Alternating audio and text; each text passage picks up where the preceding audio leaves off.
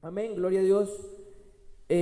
Dando un poco de entendimiento a esto, quería continuar un poco con lo que he estado enseñando y antes de eso quiero hacerle un pequeño resumen. Estuve hablando de que estamos hablando del reino de Dios. Estuvimos hablando hace ya, con este ya serían 4 domingos atrás. Estuvimos hablando que el mensaje de Cristo más importante era el reino de Dios. ¿Usted lo recuerda? ¿Cuántos lo recuerdan?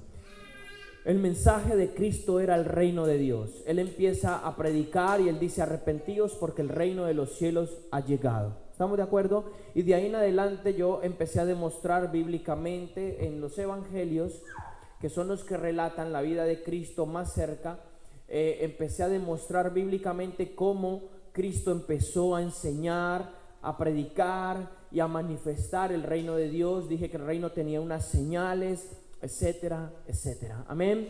Y recorrimos casi todo el evangelio de Mateo, que fue el que más enfatizamos, desde el capítulo 3 hasta el capítulo 13, 16, donde Cristo hablaba del reino, e incluso demostré también que en el libro de los Hechos, capítulo 1, cuando Cristo ya había resucitado y se le presenta a sus apóstoles, Cristo resucitado, dice la palabra que aún Cristo estuvo con ellos por 40 días más después de ser resucitado. Y dice textualmente el verso, dice: enseñándoles acerca del reino de Dios.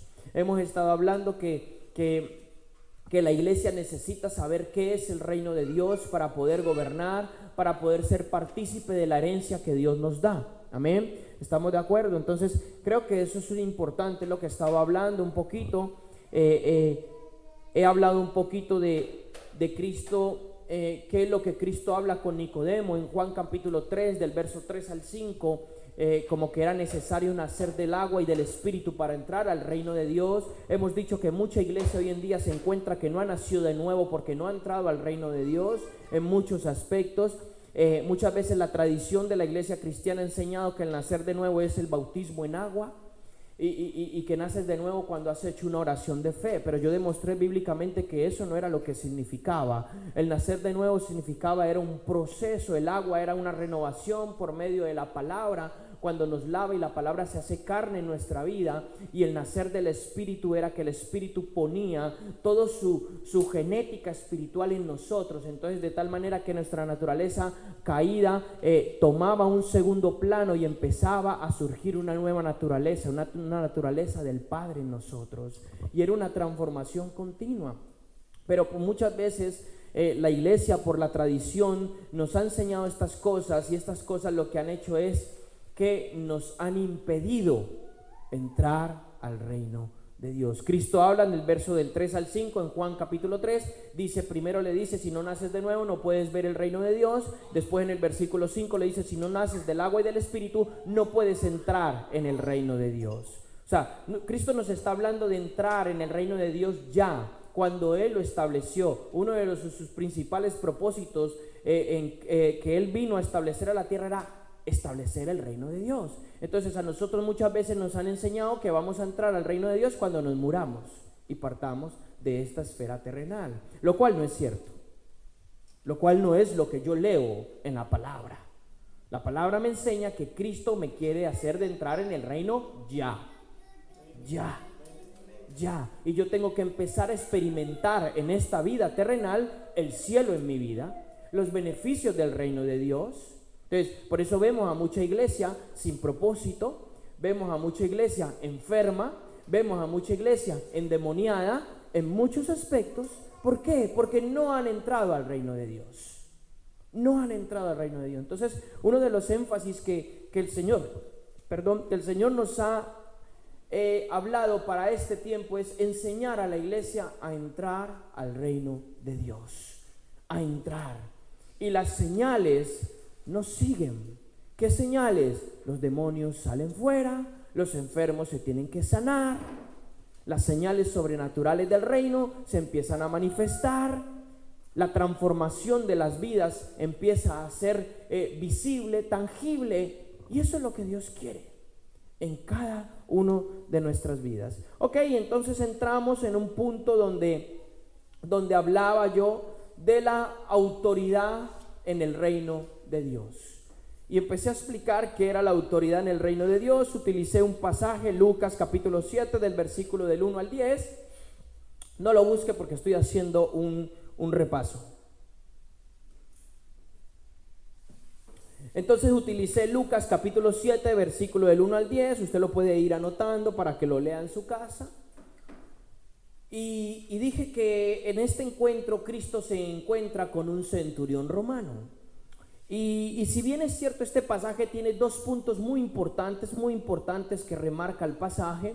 Dije, uno es la fe y el otro es la autoridad, y nos enfocamos en la autoridad. Y dije que el centurión romano vio en Cristo algo que la demás gente no había visto, y era que la autoridad espiritual de Cristo.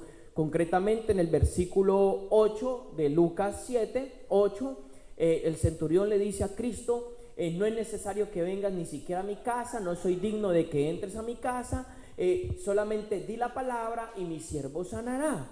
Y después le dice: porque yo soy hombre también bajo autoridad.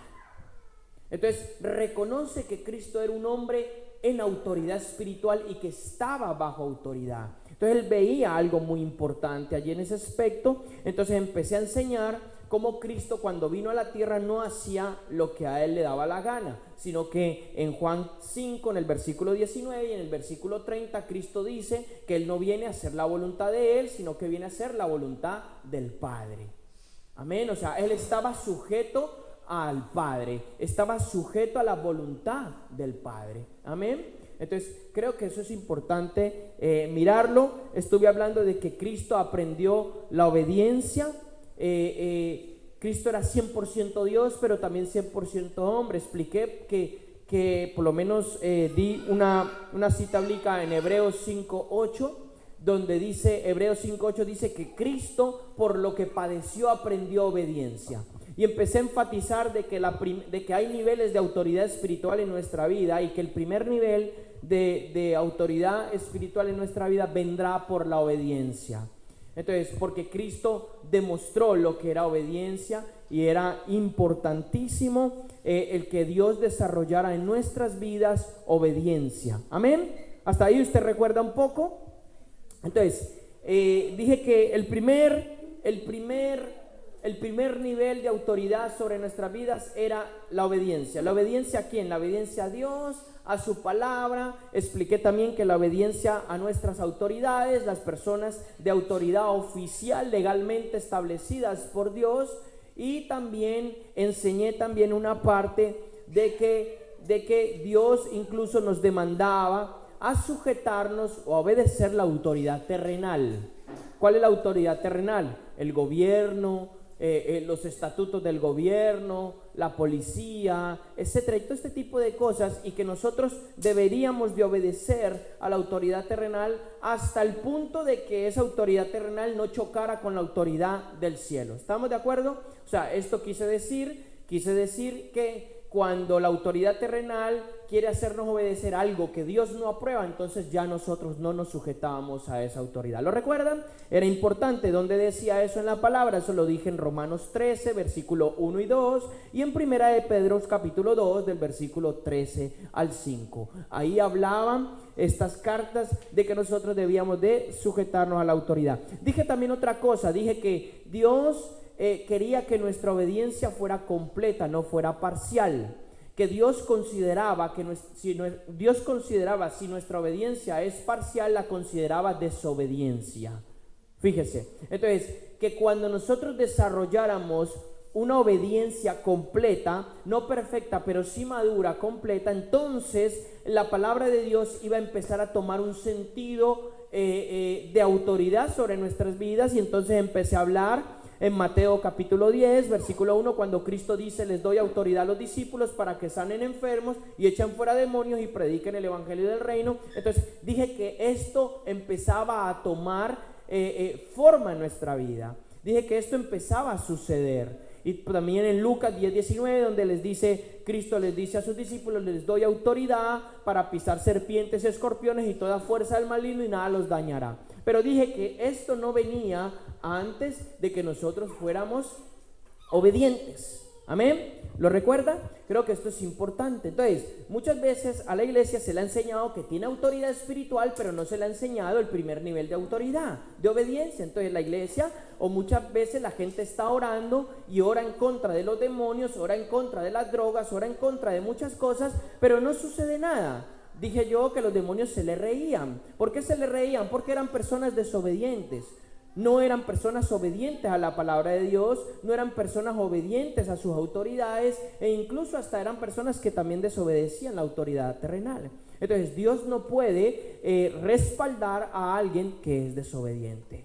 Amén. Más adelante voy a enseñar, incluso Dios tiene una dinámica de obediencia y de sujeción, y ahora la voy a enseñar.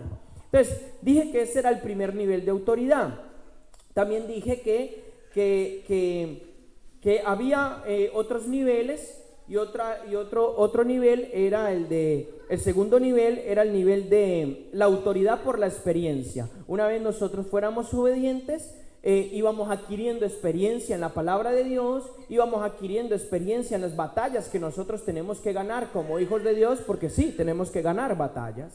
Tenemos que aprender a vivir en la fe, tenemos que ganar batallas contra el mundo, contra el sistema, contra Satanás. Satanás es el Dios del sistema y tenemos que ganar batallas. O sea, estamos en medio de una guerra. Nunca el evangelio de Cristo fue de color de rosa.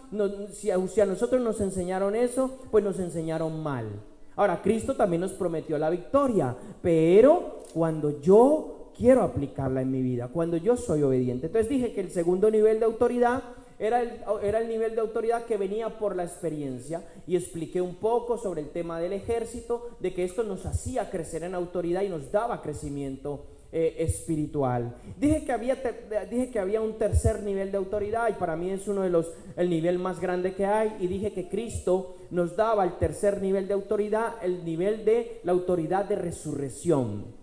Porque expliqué, y eso ahora lo vamos a ver, expliqué que cuando Cristo estaba ejerciendo su ministerio terrenal, Cristo no tenía toda la autoridad. A Él no se le había dado toda la autoridad. A Él se le da la autoridad toda, después de que Él resucita. Entonces, Él tenía autoridad en la tierra, Él se le sujetaban los demonios, se sujetaban muchas huestes espirituales de maldad, pero Cristo no lo tenía todo. Pero hasta que Él culmina su obra, y no es hasta que el momento que Él resucita y se le presenta a sus apóstoles, la autoridad total, universal, por decirlo de alguna manera, no se le había dado. Entonces vamos a ver eso. Nos quedamos allí, ¿cierto? Entonces vamos ahora a enfatizar ese punto. Estaba haciendo un resumen así rápido, porque es bastante lo que hemos dado hasta ahora, pero entonces vamos a empezar a abrir con una palabra en Santiago, capítulo 4, versículo 7. Váyase ahora sí, busquen su Biblia, Santiago 4, verso 7.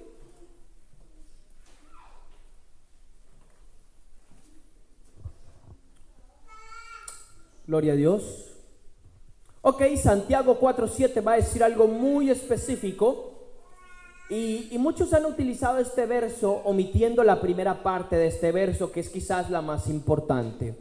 Dice el verso de Santiago capítulo 4, verso 7, dice de la siguiente manera: por tanto, someteos pues a Dios, resistid pues al diablo, y él huirá de vosotros. Sencillo, un verso que parece sencillo. En este verso se esconden dos tesoros muy importantes.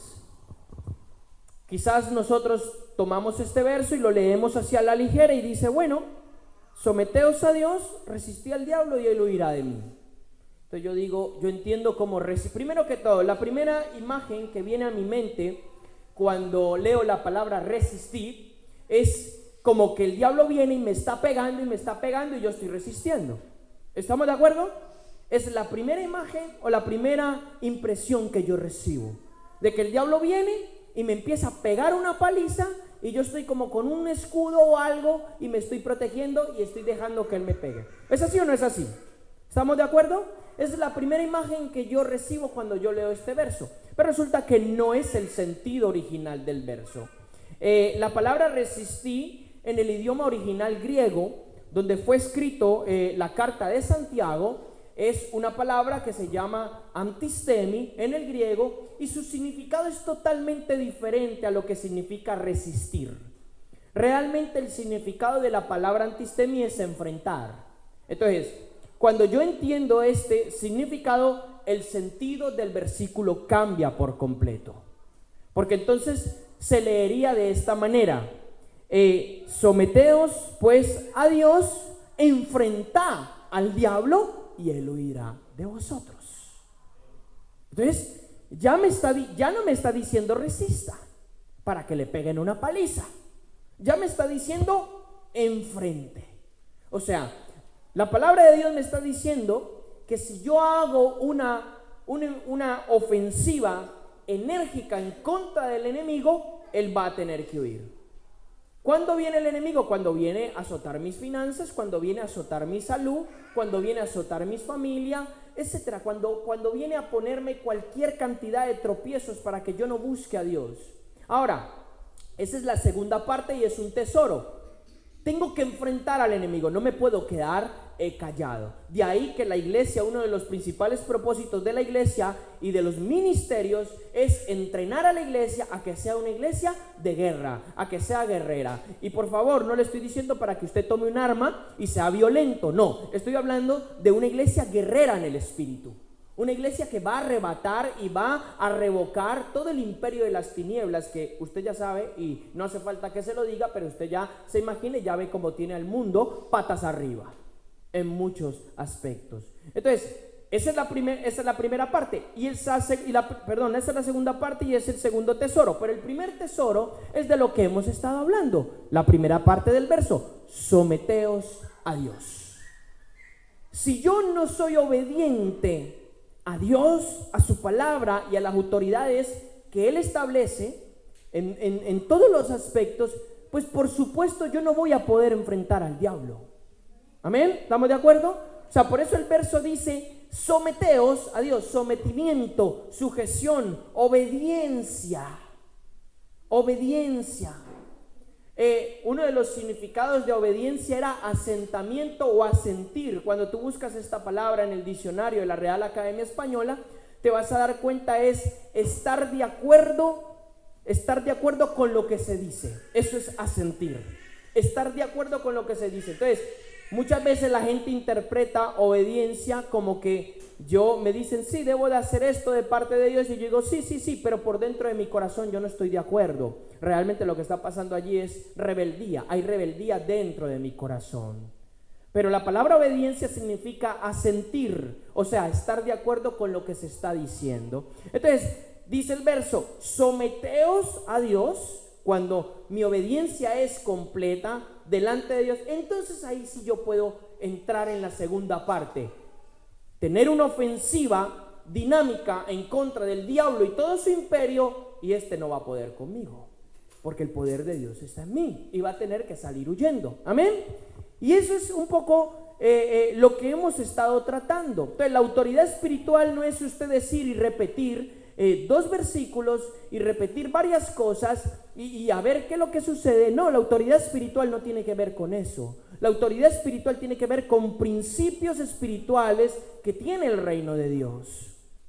Enseñé en Hechos capítulo 19 cómo habían unos hombres que no tenían autoridad espiritual y que estaban intentando sacar demonios de la gente.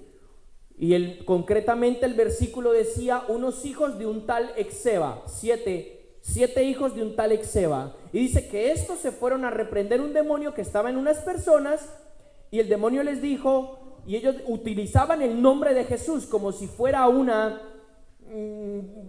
como si fuera una fórmula o algo así por el estilo. Y los demonios le hablaron y le dijeron: a Jesús conocemos, a Pablo conocemos, pero ustedes ¿quiénes son?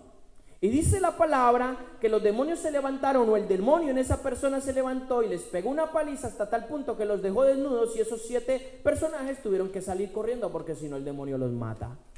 Entonces, la gente ha entendido que decir en el nombre de Jesús es como una fórmula. Pero yo expliqué que en el nombre de Jesús no es una fórmula. En el nombre de Jesús significa cuando Cristo me ha enviado y yo represento su nombre.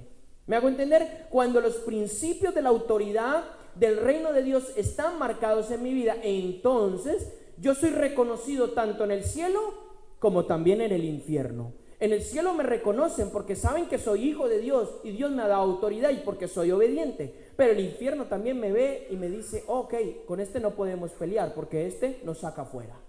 ¿Me hago entender? Entonces, no es lo mismo. Entonces, por eso hay muchos pastores hoy en día y cierta iglesia que tienen ciertos problemas con este tipo de cosas y no pueden echar demonios fuera porque no tienen autoridad espiritual. Yo dije que en el momento que nosotros estemos en desobediencia, es como si en el mundo espiritual es como si estuviéramos desnudos, o sea, sin autoridad espiritual.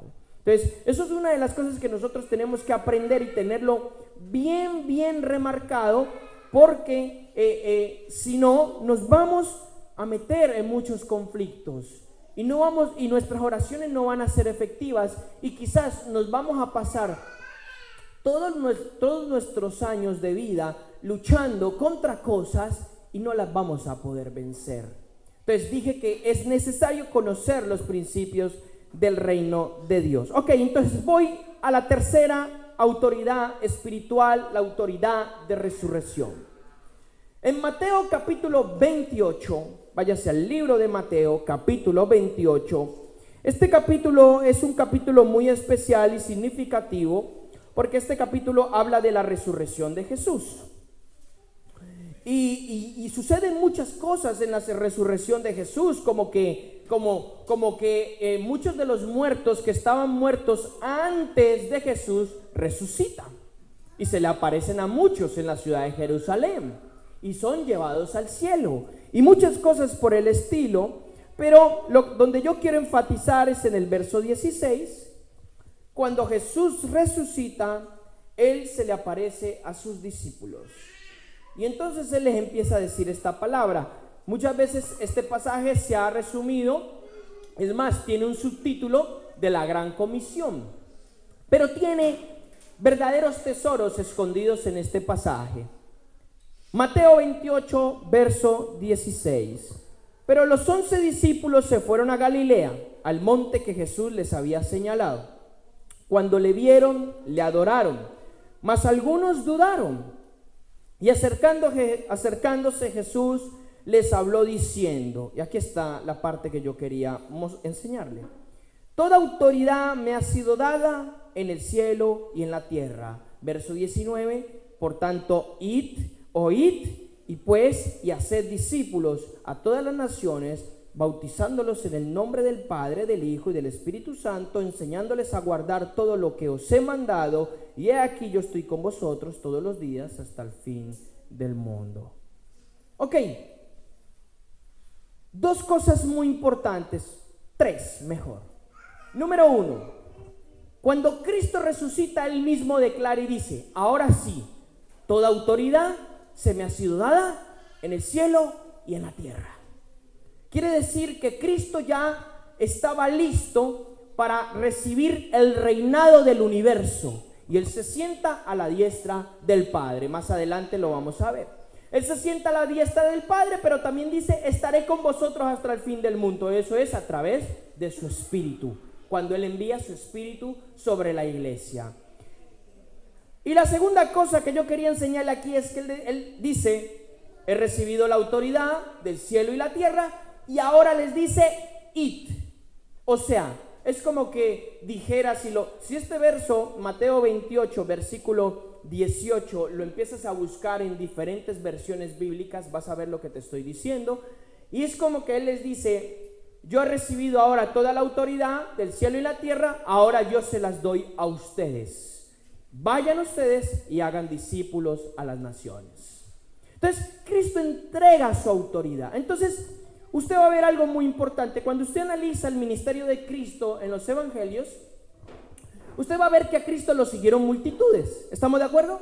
Multitudes, muchas personas. Dice la Biblia que Él se acercaba y multitudes lo seguían, ¿cierto? ¿Estamos de acuerdo? Pero muchas de esas personas que seguían a Cristo no lo seguían realmente con una intención de recibir de Cristo. Es más, el Evangelio de Juan dice que muchos lo seguían por los milagros que él hacía y porque él les daba de comer. Fíjese, muchos seguían a Cristo por interés. ¿Cómo así por interés? Sí, porque Cristo multiplicaba los panes, Cristo multiplicaba los peces, y todo aquel que se acercara a Cristo recibía algo. Ya sea que se sanara, ya sea que le daba de comer, bueno, lo que fuera. Entonces mucha gente seguía a Cristo por interés, no lo seguía por querer pagar un precio realmente en el Evangelio. Multitudes ciertamente lo seguían, pero en el capítulo 6 del libro del Evangelio de Juan, usted va a ver que cuando Cristo empieza a hablar de comer su carne y beber su sangre, dice, muchos de los que lo seguían a Jesús lo dejaron de seguir en ese día. Eso está en el verso 65, 66 más o menos. Capítulo 6, verso 65, del 60 en adelante, usted va a poder ver eso en el Evangelio de Juan. Entonces, realmente Cristo ejerció su ministerio terrenal, pero no era su prioridad de conquistar multitudes. No era la prioridad. Si realmente lo seguían, muchos lo seguían, pero no todos se mantuvieron fieles siguiéndolo. Los únicos que se mantuvieron fieles siguiendo a Cristo en su ministerio terrenal fueron los 120 que recibieron el Espíritu Santo en el aposento alto de Hechos capítulo 2. Fíjese, a Cristo lo seguían más de 10,000, 15,000, 20,000 personas quizás, o un poco más, multitudes. Porque nada más cuando Él multiplica los 5 panes y los 2 peces habían 5,000. Y después habían 4,000. Y en fin, a Cristo lo seguían multitudes. Pero no era la prioridad de Él conquistar multitudes. ¿Por qué? Porque eso era un trabajo de la iglesia. Era un trabajo que Él se lo iba a hacer a la iglesia. Se lo iba a ordenar a la iglesia, es decir, a los apóstoles y a los que somos hoy en día, tanto a la iglesia primitiva como hoy en día nosotros. Entonces, Cristo tuvo solamente 120 personas fieles. 120 personas que fueron fieles a Cristo, entre esos 120 sus 12 apóstoles. Bueno, Judas fallece, Judas lo traiciona, pero luego los mismos apóstoles suceden a Judas con un tal Matías. Eso está en Hechos capítulo 1. Entonces, cuando viene el Espíritu Santo en Hechos capítulo 2, ¿cuántos habían? 120. ¿Estamos de acuerdo? No habían multitudes, no habían 10,000, no habían 20,000, no habían 30,000, habían 120. Cuando el Espíritu Santo viene sobre estos 120, se hace evidente y se hace carne todo lo que Cristo les había enseñado a los apóstoles. Entonces, usted ve después de que Pedro recibe el Espíritu Santo en Hechos 2, usted va a ver a Pedro en Hechos 3, y usted ve a Pedro haciendo grandes milagros. El primer milagro que se registra en Hechos 3 es el milagro de un cojo de nacimiento o un paralítico de nacimiento que estaba al lado de la puerta pidiendo limosna del templo. Usted va a ver, es el primer milagro que hace Pedro y que hace Juan. Y después del asombro que suscita ese milagro en la vida de la iglesia en ese momento, usted va a ver que la primera predicación de Pedro tiene un fruto de 3,000 personas que se convierten en un día al evangelio. Dice que Pedro predica en Hechos capítulo 3, ¿y cuántos se convierten? 3,000. Luego Pedro tiene otra predicación y en esa predicación se convierten 5,000. Entonces, ¿qué es lo que yo veo en este patrón? Pedro y sus discípulos estaban utilizando la autoridad de resurrección. ¿Qué es lo que va a hacer la autoridad de resurrección en la vida de un hijo de Dios? Va a romper la cubierta de los principados, las potestades de las tinieblas que tienen a la gente y tienen a las ciudades en un velo espiritual. O sea, los tienen ciegos espiritualmente.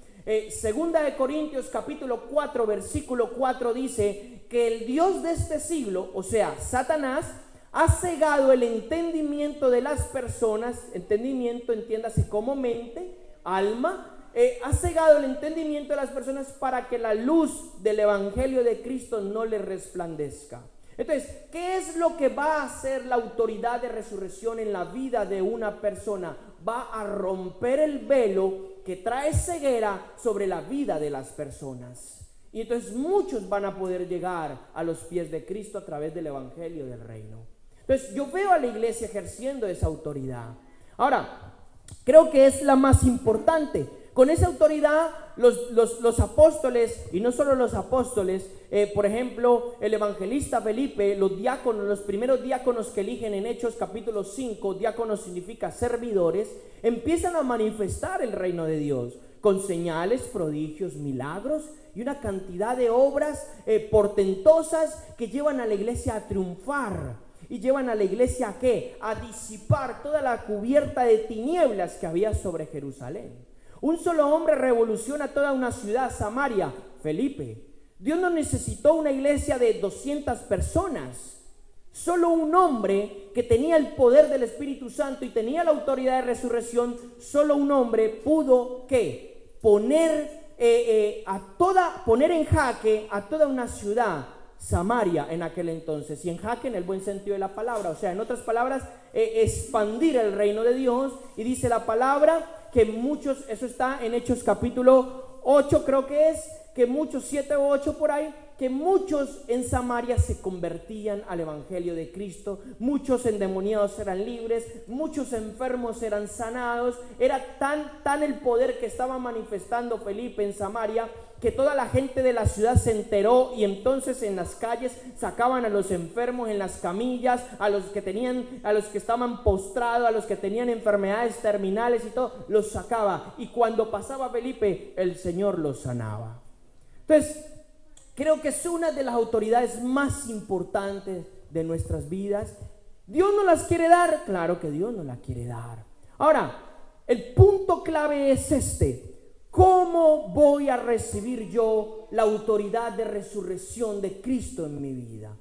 Pues sencillo, mediante la muerte. Esto ya se puso ya ahora complicado. Mediante la muerte voy a recibir yo la autoridad de resurrección. Vamos a la palabra. Romanos capítulo 6. No, esto ya no me gustó. Romanos capítulo 5, no 6, sino 5, verso 8. Mira lo que va a decir Pablo en Romanos capítulo 5, en el verso 8. Dice: pero Dios demuestra su amor para con nosotros en que siendo aún pecadores, Cristo murió por nosotros. Entonces, mucho más habiendo sido ahora justificados por su sangre, seremos salvos de la ira de Dios por medio de él. Ahora dice el verso, devuélvase al verso 6. Porque mientras aún éramos débiles, a su tiempo Cristo murió por los impíos. Porque a duras penas habría alguien que muera por un justo, aunque tal vez algunos se atrevan a morir por el bueno. Y ahí el verso 8, Dios muestra su amor para con nosotros en que siendo un pecadores, Cristo murió por nosotros. Entonces escuche, Cristo muere por nosotros. Todo el capítulo 5 de Romanos y el capítulo 6, que ahora vamos a ese, primero le quería leer el capítulo 5, habla de que Cristo muere y que Él por medio de la muerte, Él nos lleva a nosotros a muerte. ¿Qué está diciendo usted? ¿Que yo tengo que morir? No se trata de un morir físico, se trata de un morir ¿a qué? Al ego, se trata de un morir a la propia vida. En palabras de Cristo fue: si alguno quiere ser mi discípulo, tiene que tomar ¿qué? Su cruz y seguirme. Su cruz significa muerte, significa negación. Cristo también dijo: si alguien quiere salvar su vida en este mundo, la va a perder. Pero si alguien pierde su vida, o sea, niega su vida en este mundo, por mi causa, la va a hallar. ¿Estamos de acuerdo entonces? ¿Cómo va a venir la autoridad de resurrección sobre mi vida? Mediante el proceso de muerte que Dios va a empezar sobre mi vida, y entre más muera yo, en palabras de Pablo dijo: entre más mengue yo, más crece Cristo en mí, o más vive Cristo en mí. Entonces, Pablo, por ejemplo, decía: somos libres en Cristo, pero yo soy esclavo de Cristo.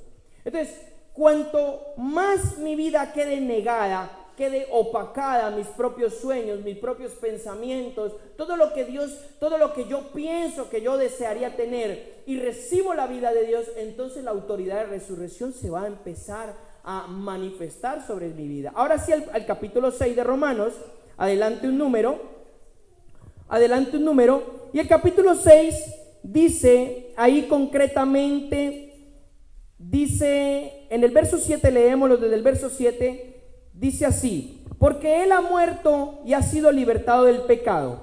Verso 8, y si hemos muerto con Cristo, creemos que también viviremos con Él. Escuchen lo que empieza a decir Pablo: si hemos muerto con Cristo, creemos que también viviremos con Él. Y el verso 9 dice: sabiendo que Cristo, habiendo resucitado de entre los muertos, no volverá a morir, y la muerte no tiene dominio sobre él.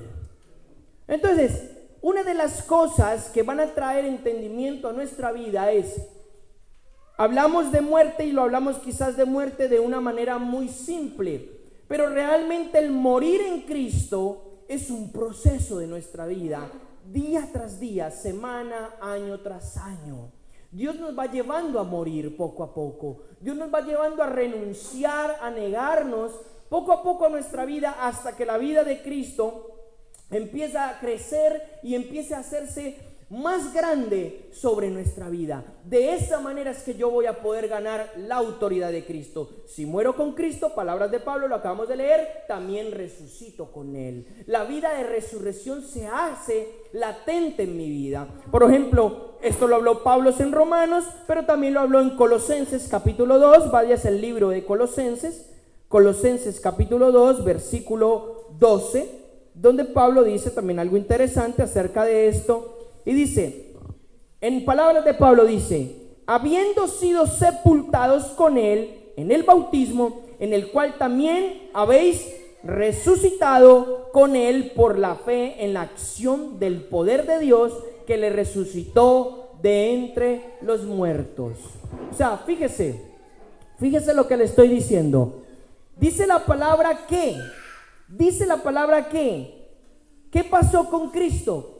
Que nosotros tenemos que ser sepultados con Él. Nosotros tenemos que ser muertos con Él. Y si somos sepultados con Él y muertos con Él, ¿qué? Resucitamos con Él. ¿Me está comprendiendo? Lo veo un poco anodado.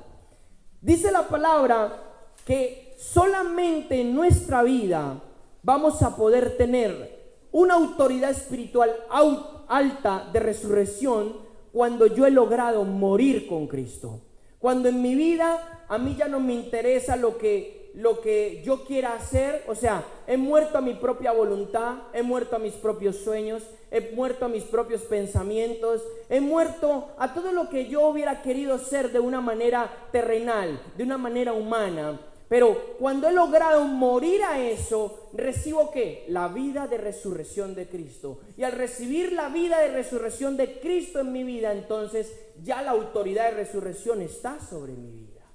¿Me hago entender? Ahora, vuelvo y le digo, esto es, en palabras quizás suena muy fácil y suena simple, pero esto es un proceso diario, un proceso que Dios nos va a llevar, ojo, para los que estén dispuestos a ir allí. El que no esté dispuesto, pues no va a ir. Pero el que esté dispuesto a ir a esa autoridad de resurrección, Dios lo va a llevar a ese proceso de muerte, día tras día, año tras año. Y entonces yo voy a experimentar una autoridad espiritual sobre mi vida, la cual quizás no la haya experimentado. Es el proceso de Dios. Dios hizo, Pablo dijo, por ejemplo, en palabras de sus apóstoles, ellos dijeron: lo hemos dejado todo por ti. Pedro dijo: yo lo he dejado todo por ti, Señor. Y Cristo le responde y le dice: tranquilo, el que ha dejado padre, madre y hermanos y todo por mi vida recibirá 100 veces más. O sea, imagine, Cristo no es deudor de nadie. Incluso tenemos recompensa cuando nosotros decidimos morir y dejarlo todo por Cristo, que esa es la base del evangelio. Pero hoy en día se predica un evangelio quizás diferente, con un enfoque un poco extraño en varios aspectos. Hoy en día le dicen a la gente que el Evangelio te quiere dar grandes cosas y para tu prosperidad y para que tú vivas como tú quieras, pero realmente no es así. El Evangelio significa negación. El Evangelio del reino no es popular hoy en día porque nos obliga a nosotros a entrar en el molde de Dios, de que tenemos que morir a nosotros mismos, de que no podemos hacer lo que nos da la gana, de que Dios quiere vivir verdaderamente a través de nosotros. Dios quiere amar a través de nosotros. Dios quiere sanar a través de nuestras manos. Dios quiere caminar e ir a lugares y predicar a través de nosotros, con nuestros pies y con todo lo que nosotros somos. Entonces, muchas veces se ha predicado un evangelio que enfatiza el egoísmo o el egocentrismo del hombre, y no es de Dios. Déjeme decirle, amado, no es de Dios. Yo puedo leer y releer y recontraleer la palabra de Dios, y la palabra de Dios está llena que me dice de que yo tengo que morir para vivir la vida de Cristo, de que yo no puedo vivir como a mí se me da la gana. ¿Me hago entender? Y ciertamente el reino de Dios tiene ciertos principios y ciertas bendiciones y ciertas cosas que nos van a bendecir. Y además la palabra de Dios dice que Dios tiene buenos pensamientos para nosotros. Entonces, lo que realmente se quiere dar a entender es que cuando Dios quiere vivir la vida de Él en nosotros, dice la palabra que Él tiene buenos pensamientos de bien y no de mal. Eso es lo que más nos conviene y es lo mejor para nuestras vidas. No es lo que quizás yo pienso, no es lo que quizás yo quería hacer, no, es lo que Dios tiene para mí. Amén. ¿Ves? Creo que es importante. Esa es la autoridad más alta. Esa autoridad va a hacer que el dominio de los poderes infernales, que son jerarquías, para el que no entienda, el imperio de las tinieblas se mueve por jerarquías. O sea, son jerárquicos. ¿Dónde lo dice de eso en la Biblia? Efesios capítulo 6, versículo 10 en adelante. Dice que nosotros tenemos lucha contra principados, potestades, gobernadores de las tinieblas de este siglo y huestes espirituales de la maldad. O sea, habla de una jerarquía con ciertos grados, rangos de autoridad en el mundo de las tinieblas. Si quiere que le diga algo, hemos comprobado, y yo lo he podido comprobar, que el imperio de las tinieblas está 40,000 veces más organizado que la misma iglesia y más unido que la misma iglesia. La misma iglesia mantienen peleas los unos con los otros, los mismos hermanos contra los otros, los mismos pastores contra los otros, y los demonios se están riendo y dándose festín con todo eso que está sucediendo. Entonces, creo que la intención de Dios en este tiempo es levantar una iglesia genuina, una iglesia con una mentalidad de guerra, una iglesia con una mentalidad de gobierno, una iglesia que se le va a parar enfrente a las tinieblas y va a estar sometida a Dios y los va a desplazar. Y van a poder soltar las mentes y se va a caer el velo de ceguera sobre la ciudad de Valencia, sobre la nación de España y sobre las naciones de la tierra. Ahora le voy a demostrar cómo Dios nos ha entregado el gobierno a nosotros. Es más, desde el principio siempre fue así. Que Satanás ha sido astuto y se lo ha robado, eso es otra cosa del cuento. Pero nunca fue como está ahora. Siempre Dios nos entregó el gobierno a nosotros. Y es lo que Cristo ha querido recuperar. Entonces, esa es la tercera autoridad. Y quiero demostrarle algo. Hay una dinámica de autoridad en el reino de Dios, con Dios y con las, llamémoslo así, con las tres manifestaciones o las tres personas de Dios, el Padre, el Hijo y el Espíritu Santo. Hay una dinámica de autoridad. Fíjese que cuando usted lee la palabra, Dios no va a hacer, o sea, Dios el Padre no va a hacer nada. Escuche bien lo que le voy a decir. Dios el Padre no va a hacer nada que no esté en su palabra. O sea, Dios el Padre se sujeta a su palabra. ¿Sí me hago entender? O sea, su palabra dice que sin fe es imposible agradarle a Dios. Hebreos 11, versículo 6. ¿Estamos de acuerdo? Entonces, ¿cómo voy a poder yo agradarle a Dios? ¿Llorando? ¿Pataleando? No, con fe. La única manera con que yo voy a poder agradar a Dios es con fe. Y lo establece su palabra. Entonces, de la única manera que Dios va a responder a mi vida es con fe. El Padre se sujeta a su palabra. El Padre no va a hacer nada que no esté en su palabra. que sea su palabra establecida. Él ha decidido, Él es rey, Él gobierna, pero Él ha decidido gobernar la tierra a través de su iglesia. Y eso es lo que Él quiere. Él podría coger y poner el mundo patas arriba y se mete Él y hace lo que Él quiere. Pero Él no va a hacerlo, porque Él estableció desde el principio, desde la creación de Adán, de que quería gobernar la tierra a través del hombre. Por eso fue que lo creó. ¿Me puede entender? Entonces, el Padre se sujeta a su palabra. No va a hacer nada que no esté en su palabra. Téngalo por seguro. Es como un sello. Eso es una dinámica de autoridad. Y el Hijo se sujeta ¿a quién? Al Padre. Ya lo hemos visto, eso está en Juan 5, en el 19 al 30. El Hijo no va a hacer nada que no vea hacer al Padre. El Hijo no va a hablar nada que no oiga hablar al Padre. ¿Me está entendiendo? O sea, fíjese que en el reino de Dios, en la misma dinámica de Dios, hay una dinámica de autoridad. Y luego tenemos el tercero, el Espíritu. ¿A quién se sujeta? El Espíritu se sujeta a Cristo, al Hijo. ¿Por qué? ¿Dónde dice eso? Pues eso usted lo va a encontrar en Juan 16 del verso 13 al 15. Juan 16 del verso 13 al 15 dice de que el Espíritu Santo hablará, dice que tomará, Cristo le está hablando a sus discípulos y dice, cuando Él venga, el Espíritu Santo, Él tomará de lo mío y os lo hará saber, porque Él me glorificará a mí. Dice esos versos. O sea, el Espíritu de Dios no hace nada, no habla nada que no ve al Hijo hacer y hablar, porque es el Espíritu de Cristo. ¿Sí me hago entender? Entonces, fíjese que Dios Padre se sujeta a su palabra, Dios Hijo se sujeta al Dios Padre y el Dios Espíritu se sujeta al Dios Hijo. O sea, yo veo aquí una dinámica de autoridad, yo veo un diseño de autoridad. Por eso el centurión, cuando vio a Cristo en Lucas capítulo 17, le dijo, yo también soy hombre bajo autoridad. O sea, yo veo en ti una autoridad. Por eso tú puedes hablar y decir a este que se sane y a este que haga lo que sea, y eso es lo que se hace. Tenía una autoridad. Entonces, nosotros no podemos estar fuera de esa dinámica de autoridad. Hay quien dice y piensa que porque tiene un don de Dios o algo así por el estilo, puede hacer lo que le da la gana, pero no es así. Tiene que haber una dinámica de autoridad sobre la vida de la persona. Dios ha puesto a la iglesia como autoridad y ciertas autoridades, y la iglesia fluye en autoridad. Cuando usted estudia el libro de los Hechos con bastante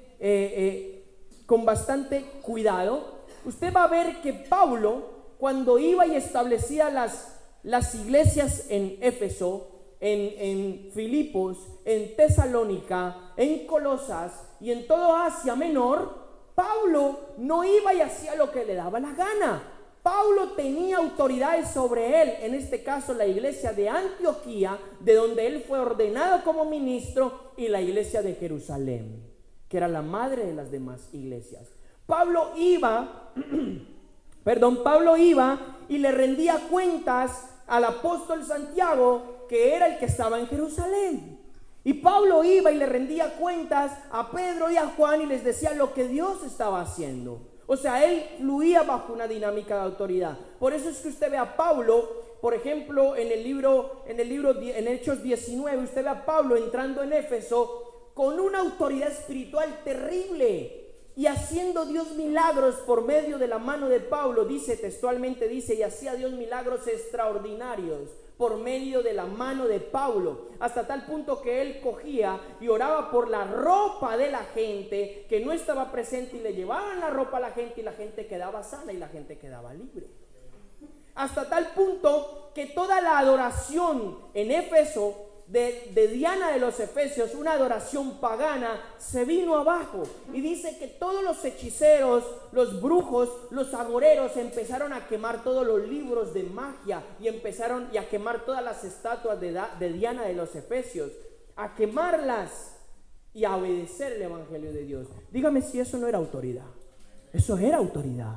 Es como que ahora mismo se levanten hombres y mujeres en Valencia y todos los que adoran a la Virgen de los Desamparados empiezan a tirar los libros, empiezan a derrumbar sus templos y empiezan a postrarse ante el Dios vivo, verdadero, Cristo. ¿Me puede entender? Eso era lo que estaba sucediendo en Éfeso. Y yo creo que Dios quiere levantar a una iglesia así. Mucha gente ha creído que la autoridad de la iglesia primitiva ya no está vigente hoy. Y eso es una terrible equivocación. Es más, voy a ir más allá. Eso es una de las mentiras más efectivas que el diablo le ha hecho creer a la iglesia por medio de la tradición.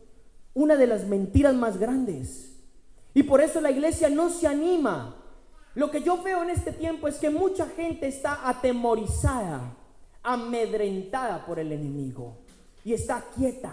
Cuando viene temor a tu vida, te paraliza, te deja paralizado. Pero Dios no quiere eso. Dios quiere levantar una iglesia enérgica, una iglesia con poder, una iglesia que se diga: aquí estamos nosotros y aquí vamos a sacar a todos los demonios estos sinvergüenzas que están llevando a la juventud, a las drogas, al sexo, a la pornografía y a un montón de cosas.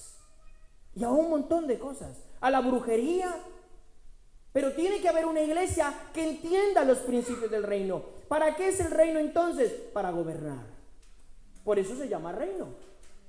¿Para qué es el reino? Para gobernar. Porque gobernamos con la autoridad del rey, de Cristo, que es el rey. Apocalipsis dice: no, es que Cristo nos ha hecho reyes y sacerdotes. Pero, y yo pregunto, ¿y dónde están los reyes entonces? Porque yo muchas veces no veo reyes en la iglesia. Lo que veo es un montón de esclavos, todo lo contrario. La iglesia esclavizada, por Satanás y sus demonios en muchos aspectos. Y por eso esta palabra va a confrontar nuestro estado espiritual y nos va a hacer entender cuál es el propósito de Dios en varios aspectos. Yo veo a la iglesia de hoy en día en dinámicas de entretenimiento. A los jóvenes los entretienen con actividades. Hoy nos vemos la película de no sé quién, mañana hacemos el dibujo de no sé cuánto y mañana vamos a comer y la gente entretenida.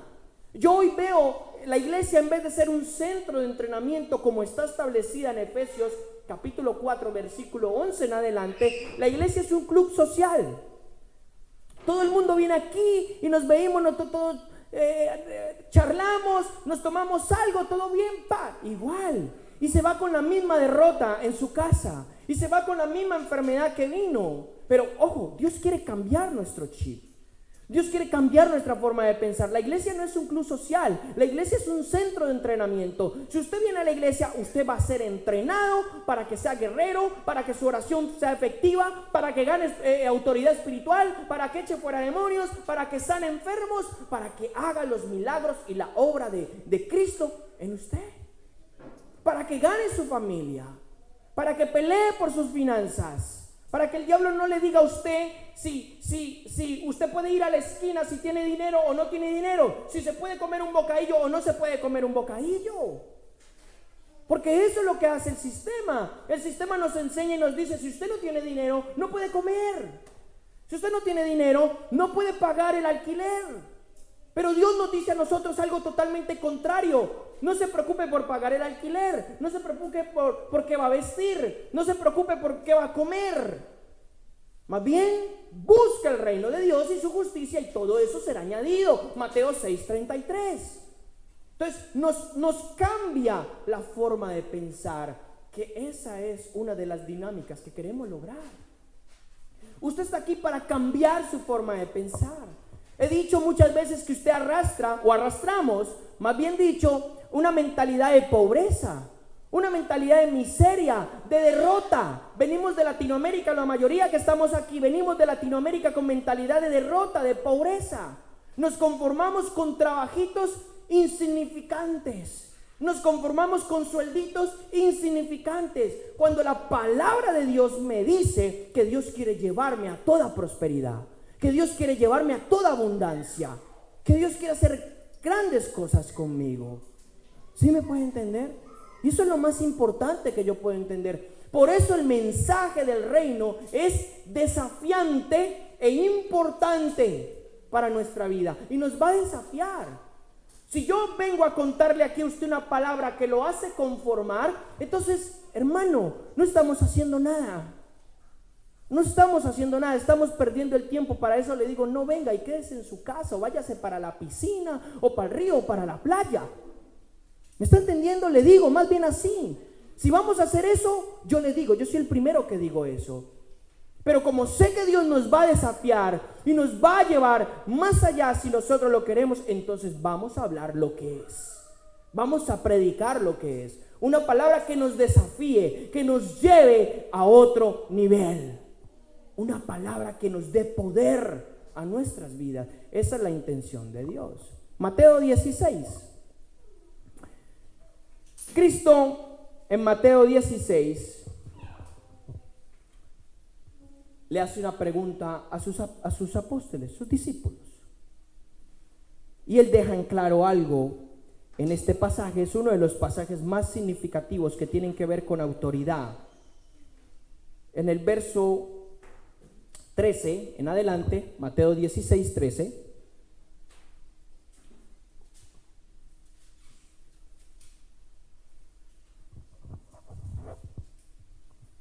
Dice así: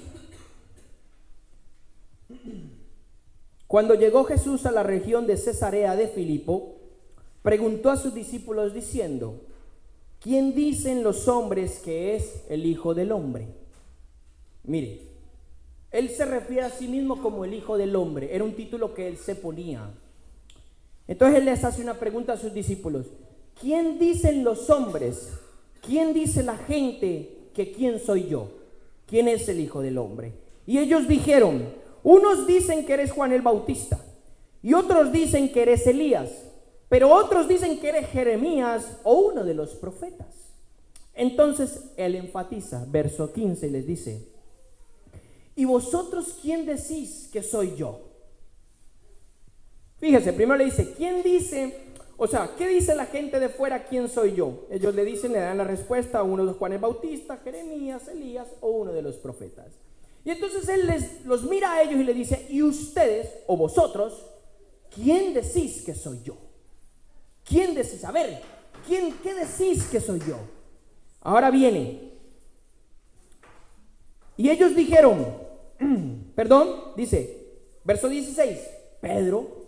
Respondiendo Simón Pedro dijo: tú eres el Cristo, el Hijo del Dios viviente. Escuche, la palabra Cristo o Cristos significa el ungido. Es la palabra equivalente para el hebreo Hamashiach, que significa Mesías. ¿Qué significa Mesías? El enviado de Dios. Entonces, cuando Pedro le dice: tú eres el Cristo, Pedro le está diciendo: tú eres el Hijo de Dios, tú eres el que Dios envió a nosotros. El título de cuales todas las profecías de los profetas del Antiguo Testamento y toda la palabra del Antiguo Testamento decía que vendría. Eso significa el Cristo. Dice: tú eres el Cristo, el Hijo de Dios viviente. Y Jesús respondiendo le dijo: bienaventurado eres Pedro, hijo de Jonás, porque esto no te lo ha revelado ni carne ni sangre. O sea, esto no te lo ha dicho ninguna persona, sino que mi Padre que está en los cielos te lo ha revelado. Fíjese, Pedro dijo una revelación, dijo: tú eres el Cristo. Pero no es hasta que Pedro reconoce quién es el Cristo que Cristo le va a decir algo sumamente importante para Pedro y para la iglesia. Dice: y yo también te digo que tú eres Petro.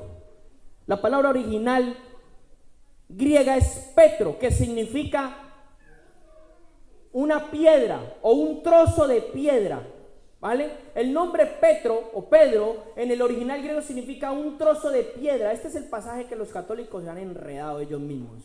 Y de ahí donde ellos quieren sacar el papa, el papado y todos esos cuentos chinos, que eso no es verdad. La palabra original para Pedro es Petro, que significa roca o una pequeña roca, de un pequeño trozo de una roca más grande. Y él le dice: yo te digo que tú también eres Pedro, y sobre esta roca, ahí viene la palabra Petra, roca grande, roca. Dice: y sobre esta roca edificaré mi iglesia. Y dice, y las puertas del infierno, dice allí el Hades significa el lugar de los muertos, y las puertas del infierno no prevalecerán contra ella. Escuche, antes de soltar el verso 19, quiero explicarle Jesús le está diciendo a Pedro, tú eres una roca pequeña, una piedra viva, que eres parte de la roca mía. Cristo es la roca, la principal piedra del ángulo. Entonces le dice, tú eres Pedro, eres un trozo de esta roca. Sobre esta roca, es decir, sobre Cristo edificaré mi iglesia. Entonces esto lo cogieron los católicos y dijeron que Pedro es el primer papa. Totalmente mentira y falso. Y que entonces todos los papas de la iglesia católica romana vienen desde la descendencia de Pedro, y que Pedro murió en Roma, lo cual es totalmente mentira total. Y que los huesos de Pedro están en la Basílica de San Pedro de Roma. Totalmente es falso. Nunca Cristo dijo una cosa como esta. Nunca Cristo dijo que Pedro era alguien prominente en sus discípulos. Si en todo el evangelio Cristo les dijo, si usted quiere ser grande en el reino de Dios, usted tiene que ser el primero que va a servir. Nunca Cristo resaltó a un discípulo por encima de otro. Nunca Cristo hizo tal cosa. Cuando Cristo le habla a Pedro directamente, le dice, tú eres una piedra de esta roca. O sea, Pedro en ese momento estaba representando, de acuerdo a la revelación que él había tenido del Cristo, del ungido, del Mesías, Pedro estaba representando a la iglesia. Cuando Cristo habla a Pedro, le está hablando a la iglesia. Entonces le dice, Pedro, sobre esta roca edificaré mi iglesia. Y lo primero que le dice, las puertas del infierno, o sea, Satanás no va a poder prevalecer contra la iglesia. No va a poder tener poder contra la iglesia. Y ahí viene el verso 19.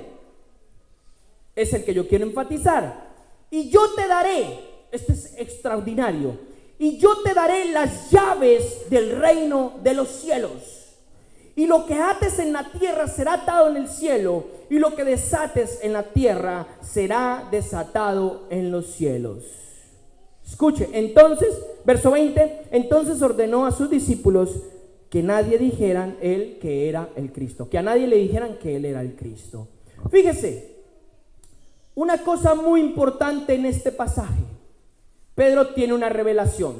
La revelación que él tiene es que Cristo es el Mesías, el Hijo de Dios, el enviado. ¿Estamos de acuerdo? Cristo le dice que Pedro es un trozo de la roca de él, una piedra viva. Y dice Cristo que sobre la roca, o sea, sobre él va a edificar la iglesia.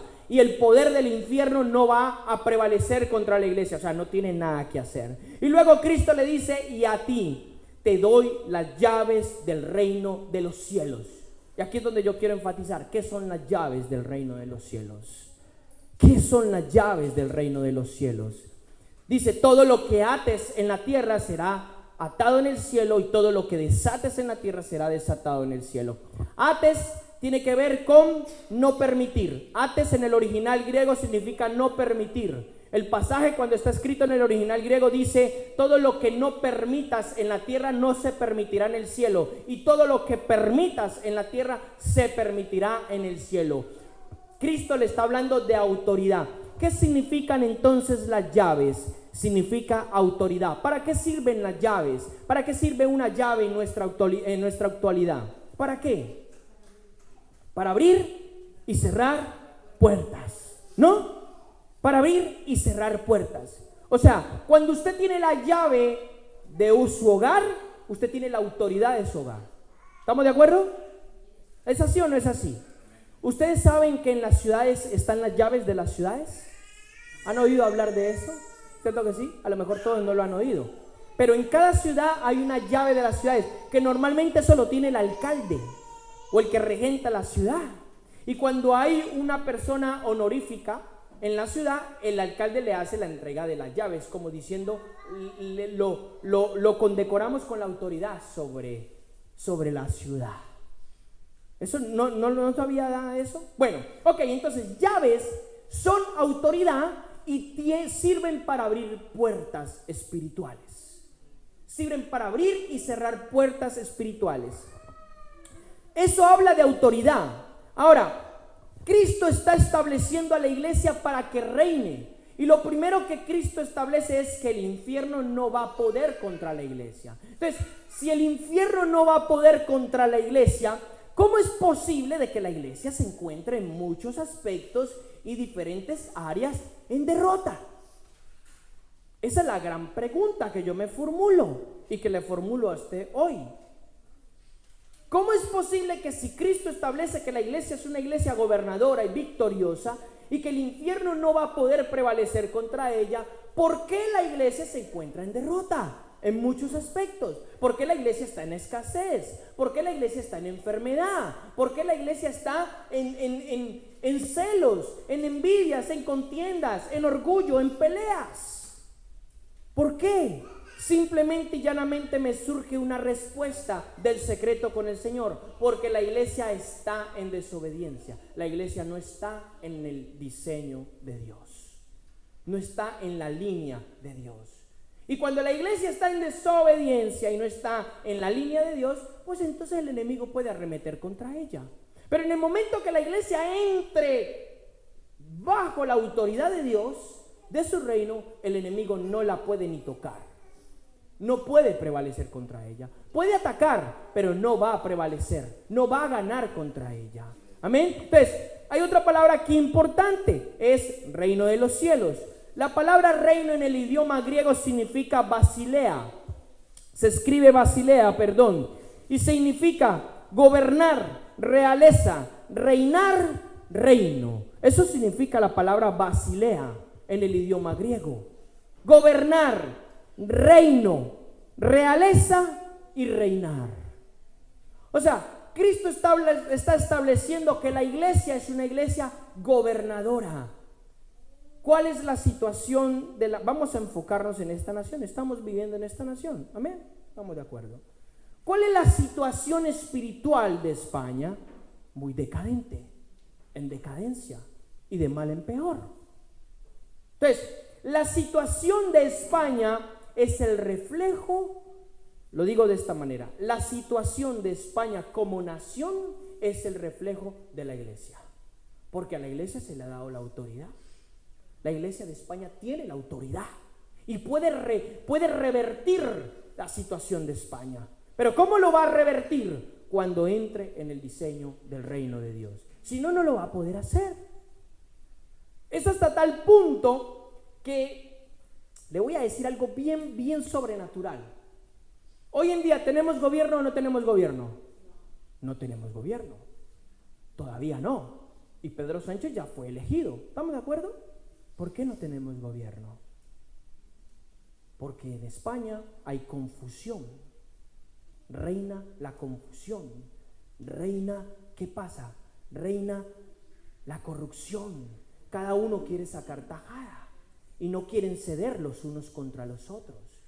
Pero es que esto no es de ahora de España. Le voy a soltar esta pequeña perla. Usted investigue la nación de España 7 siglos atrás. Estudie historia. Y usted va a ver que el conflicto de Cataluña no es de ahora, de hace 20 años. El conflicto de Cataluña es de hace 7 siglos atrás, hermano.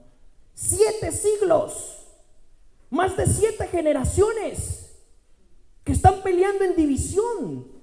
España se encuentra dividida. Cristo dijo, ¿un reino dividido podrá prevalecer? No puede prevalecer. Por eso no tenemos gobierno. Y voy más allá.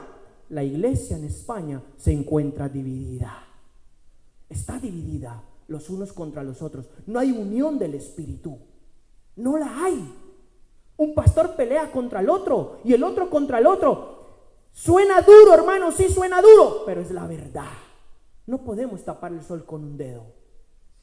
Yo por lo menos no lo voy a hacer. Si hay otro que lo quiera hacer, dará cuentas al Señor. Pero no podemos tapar el sol con un dedo. Entonces, ¿qué es lo que quiere hacer el Señor? Necesita levantar una generación diferente. Necesita levantar a alguien que diga, nos vamos a poner en el diseño de Dios. Y vamos a romper todas las tinieblas que tienen absorbida la iglesia de España. Y España como nación se encuentra en tinieblas y en confusión. El otro día hablaba con un español y le decía, ¿Sabe cuál es la primera causa de muerte en España? Usted se va a sorprender. No son los accidentes de tráfico, no son las drogas, no es el cáncer, es el suicidio. Estúdielo, vaya a Google, hoy que utiliza hoy en día tanto internet, vaya a Google y diga, la primera causa de muerte en España, ¿cuál es? El suicidio. ¿Y eso a mí qué me está diciendo? Que hay un plan de muerte del infierno contra España para que la gente se tire del quinto piso, se clave un cuchillo, se tire del Miguelete. ¿Usted sabía que el Miguelete era un sitio de suicidio? ¿Lo sabía? ¿Ha estudiado eso? ¿Por qué cree que cuando usted sube al Miguelete está enjaulado, por así decirlo, cercado? Porque la gente iba allí y se tiraba de cabeza y se mataba en Valencia. Hay un espíritu de suicidio en España que está matando a la gente. Y gente dentro de la iglesia también, ay, me quiero morir, ay, estoy en depresión, nadie me entiende, me quiero cortar las venas. Y si no está firme, el diablo se lo lleva al infierno. Entonces, ¿será que Dios quiere revertir la situación de España? Por supuesto que sí. ¿A quién va a usar? ¿Van a venir los ángeles? No, lo va a usar usted y a mí, si estamos dispuestos. Esa es la intención de Dios. Para eso Cristo nos dio autoridad de gobernar. Pero para yo entrar a gobernar, primero tengo que ser preparado para gobernar. ¿Me puede entender? Cualquiera no gobierna.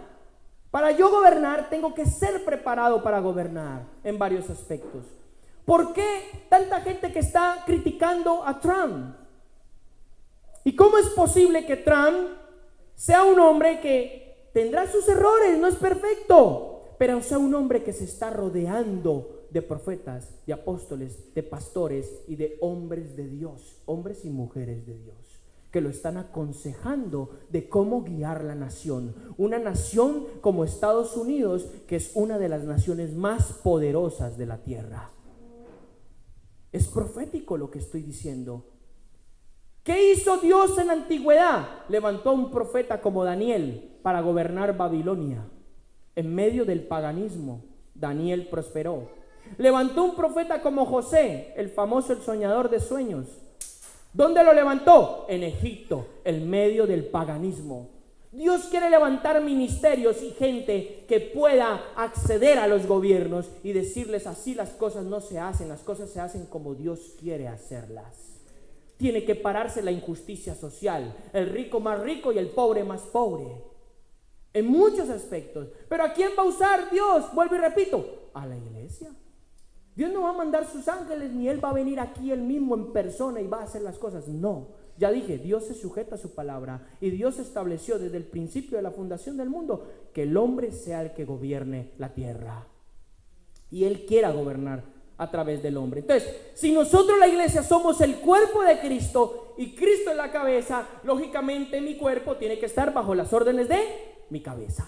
¿No? Su cuerpo no hace lo que le da la gana, ¿o sí? Su cuerpo hace lo que su cerebro le ordena. ¿Estamos de acuerdo? Funciona de esa manera. Entonces, Cristo es la cabeza y nosotros somos el cuerpo. Cristo quiere reinar en España y en las naciones a través de su iglesia, su cuerpo. Su cuerpo va a ejecutar las órdenes de la cabeza, es decir, de Cristo. Lo dice la palabra. Pero tenemos que aprender a reinar. Tendremos que aprender a gobernar. Tenemos que primero aprender a qué es autoridad espiritual. ¿Qué es lo que Dios quiere enseñarme en mi vida? Entonces, hay mucha gente que está en la iglesia y que no sabe para qué Dios la ha llamado.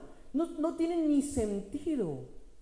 O sea, no saben, se encuentran en una nube de confusión, de dudas, y no saben quiénes son en el Señor.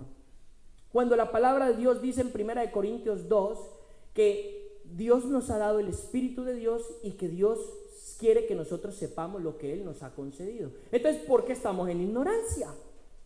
¿Por qué estamos en ignorancia? Todo porque la religión que ha deformado a la iglesia y la gente ha creído cosas que no son verdad. Y no se han empeñado en estudiar ellos mismos y en escudriñar la palabra y en preguntarle al Espíritu de Dios quién es el que nos guía a toda verdad. Entonces, llaves del reino. Le voy a decir algunas cuantas y usted va a anotar porque no tenemos tiempo para leer todas las escrituras que yo le voy a dar. Palabra a palabra lo que tengo. Entonces, usted va a anotar, porque ya se nos va el tiempo y no le voy a poder leer toda la escritura. Usted lo va a leer en su casa, usted va a tener un tiempo con el Señor y va a decir, a ver si lo que este predicador me está enseñando es verdad, Espíritu Santo. Y empieza a leer uno por uno y uno por uno. Necesitamos una iglesia que, una iglesia sin ignorancia, una iglesia que estudie, que escudriñe la palabra, que entienda lo que Dios quiere para ella. La primera llave que Dios nos da, o no lo voy a decir así, pero no quiere decir que tenga este orden, sino la primera llave que Dios nos da es la llave de arrancar, destruir y derribar el imperio de las tinieblas. Ay, ¿dónde dice eso? Pues eso lo dice en 1 de Juan 3:8, que dice, para esto apareció el Hijo de Dios, para destruir las obras del diablo. También lo dice en 2 de Corintios capítulo 10 del versículo 4 al 6, vaya anotando, yo le voy diciendo porque muchos me lo sé de memoria, y 2 de Corintios capítulo 4 verso 6 dice, concretamente dice que las armas de nuestra milicia no son carnales, sino poderosas en Dios para la destrucción de fortalezas. ¿Qué fortalezas? Fortalezas espirituales de maldad. Pensamientos contrarios al pensamiento de Dios. Por eso dice, llevando cautivo todo pensamiento a la obediencia de Cristo. ¿Me entiende? Entonces, ¿qué es una fortaleza espiritual de maldad? Una forma de pensamiento en contra de Dios. Por ejemplo, a la iglesia se le ha enseñado que el anticristo tiene que venir. ¿Cómo le parece a usted? A la iglesia le han dicho que el anticristo tiene que venir y que tiene que venir en un hombre y en un gobierno. Déjeme decirle que eso no es verdad. El anticristo ya está desde hace mucho tiempo. Cuando Juan escribe la primera carta de Juan capítulo 4, dice el anticristo ya está en el mundo, ya está. ¿Y qué es el anticristo? Toda forma de pensamiento, gobierno y sistema que vaya en contra de Cristo. Eso es el anticristo. No es un espíritu ni un gobernador. No es una persona sola. Pueden ser 10 gobiernos de la tierra. Pueden ser todos los gobiernos de la tierra. Es más, si usted se fija un poco y analiza el panorama universal, usted se va a dar cuenta que todo va en contra de Cristo. Todo va en contra de creer la palabra. ¿Cierto? El otro día hablábamos con una persona y decía, es que el sistema te hace cierta presión. ¿Presión de qué? De meterte a las drogas, de meterte al alcohol, de meterte a la pornografía, de meterte al sexo. Y si usted no hace eso que el sistema enseña, a usted lo ven como un bicho raro. ¿Es así o no es así? O sea, es que es así. ¿Por qué? ¿Todo eso qué es? Anticristo. Hay todo un sistema programado para destruir la sociedad en el pecado y en todas las cosas. ¿O no se ha dado cuenta? Entonces, la primera llave que Dios nos da es la llave de destruir, derribar y arrancar. También está en el libro de Jeremías capítulo 1 versículo 10, cuando Dios llama al profeta Jeremías, le dice, yo te doy la autoridad de destruir, derribar y arrancar, también de edificar y plantar. La segunda llave es para plantar y edificar el reino de Dios. Mateo capítulo 4 versículo 23, y recorría Jesús todas las ciudades por Galilea, enseñando y predicando el evangelio del reino. No el evangelio de la salvación, el evangelio de el reino. Hoy le han dicho a la iglesia, no, venga, usted hace una oración de fe y se salva, y ya está. Pero resulta que esa no es la intención de Dios. Dios quiere llevarlo mucho más allá que una salvación. Hay gente que está conformada con eso. Bueno, yo soy salvo, me siento aquí a esperar a que el mundo se parta en 3,000 pedazos y yo me muera y me vaya para el cielo. Pero Cristo no quiere eso para la iglesia. Cristo quiere que la iglesia sea luz en medio de las tinieblas. Cristo quiere que la iglesia derrote al enemigo en muchos aspectos. Entonces, Mateo 4:23 dice que Cristo enseñaba y predicaba el evangelio del reino. Y los versículos posteriores dice, y sanaba a los enfermos y echaba fuera a los endemoniados, y su fama era extraordinaria y se extendía por todo Decápolis. Dice Mateo 4:23. La tercera llave, la llave de la liberación. Allí mismo también en Mateo 4:23 y 24, la llave de la liberación y la llave de la sanidad, dos distintas. Llave de liberación y llave de sanidad. En Isaías 53 dice que Cristo se llevó todas las enfermedades. Entonces nos da una sanidad divina. Las enfermedades son resultado del pecado y de la muerte que Satanás metió a través del pecado. Esas son las enfermedades. Dios no quiere que usted esté enfermo. Hay gente que llega a pensar, hay gente que está totalmente tan confundida que llega a pensar que Dios le manda una enfermedad para que pase una prueba. ¿Cómo se le ocurre eso, hermano? ¿Acaso Cristo se contradice él mismo? Pero si Cristo destruyó las enfermedades y se las llevó en la cruz, ¿para qué te va a enviar una enfermedad? O sea, pregunto yo eso. Eso es contrario. Eso no tiene sentido. Ahora, si te viene una enfermedad es porque Satanás te quiere venir a atacar y quiere afligir tu cuerpo físico. Y tú te tienes que parar y tomar armas y pararte contra eso. Porque si no, eso te va a arrastrar. ¿Me está entendiendo? Entonces, no es de Dios. Entonces, está la llave de la liberación y la sanidad. ¿La liberación de qué? Isaías 61 dice: Cristo viene, el Espíritu de Dios está sobre mí para abrir la cárcel de los presos, sanar a los quebrantados de corazón, para decirle a los cautivos que sean libres. ¿De qué? ¿Será que hay gente en la cárcel en Picacén? No, está hablando de cárceles espirituales. Gente en falta de perdón, gente en brujería, en hechicería, en pornografía, gente en envidias, en odios, resentimientos. La llave del reino que Dios nos da, sanidad y liberación, para sacar a la gente de las tinieblas. Pero no, es que esto no lo predican hoy en día. Entonces tenemos un montón de endemoniados dentro de la iglesia. Tenemos un montón de endemoniados dentro de la iglesia y no puede ser así. Cuando Dios nos ha dado llaves, liberación y sanidad. Por ejemplo, Marcos capítulo 1, versículo 34. Este sí lo voy a leer. Marcos capítulo 1, versículo 34. Váyase rápido ahí.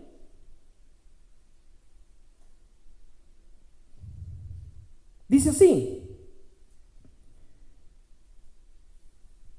y sanó, está hablando de Cristo, y sanó a muchos que estaban enfermos de diversas enfermedades, y expulsó muchos demonios, y no dejaba hablar a los demonios porque ellos sabían quién era Él.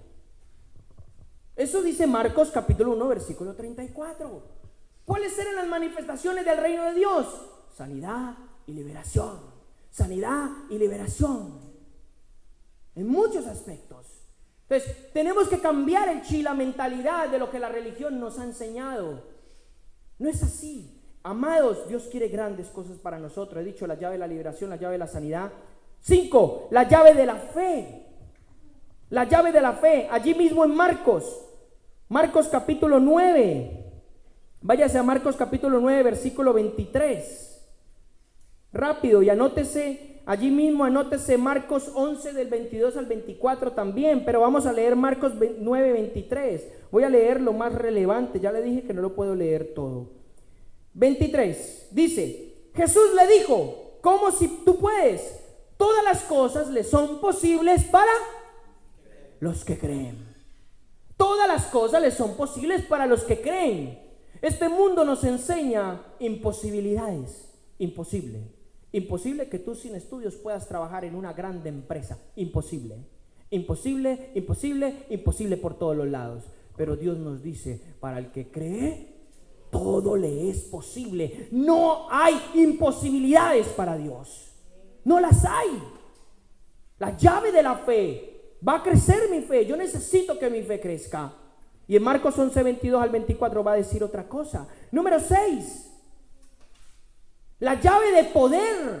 Tenemos poder en Dios. Hechos capítulo 1, versículo 8. Cristo les dijo: quédense en Jerusalén, porque recibiréis ¿qué? Poder cuando haya venido sobre vosotros el Espíritu Santo. Y me seréis testigos en Samaria, en Judea, en Jerusalén, Judea y Samaria, y lo último de la tierra. Poder.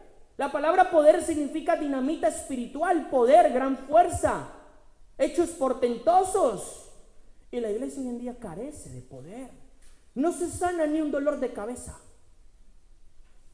No se sana ni un dolor de cabeza. Es más, cuando a usted le duele algo, lo primero que usted vaya a hacer es tomarse una pastilla o irse al médico. Eso demuestra dónde está erradicada y fundada su fe. ¿En Dios o en los médicos?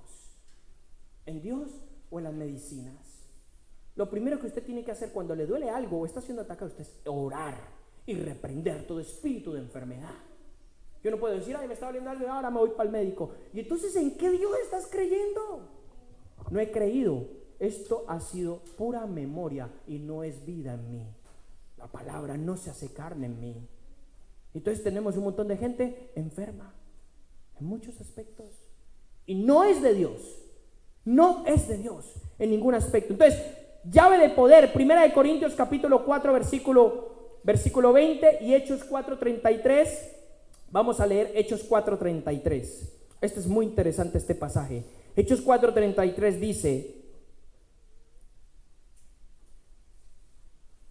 dice así: con gran poder los apóstoles daban testimonio de la resurrección del Señor Jesús y abundante gracia había sobre todos ellos. ¿Con qué? Con gran poder daban testimonio de qué. Contaban, demostraban que Cristo había resucitado y había abundante gracia sobre ellos. ¿Con qué? Con gran poder. La iglesia tiene poder. La iglesia tiene poder. Yo, hermano, le digo, aquí lo vamos a sacudir y aquí lo vamos a hacer un guerrero. Se lo digo en el nombre de Cristo Jesús. Si usted no había aprendido a guerrear, aquí va a aprender a guerrear. ¿Por qué? Porque eso es lo que Dios quiere. Eso es lo que Dios quiere. Entonces, poder, la llave del poder. Eso es lo que Dios nos da. La llave, número 7, la llave de la prosperidad. Por años la iglesia ha pensado que la pobreza es sinónimo de santidad, lo cual es una mentira del diablo total. Total. Le pregunto yo, ¿en el reino de Dios hay pobreza y miseria? Por supuesto que no. La pobreza y la miseria es consecuencia ¿de qué? Del pecado. Del pecado. Entonces tenemos una llave de prosperidad.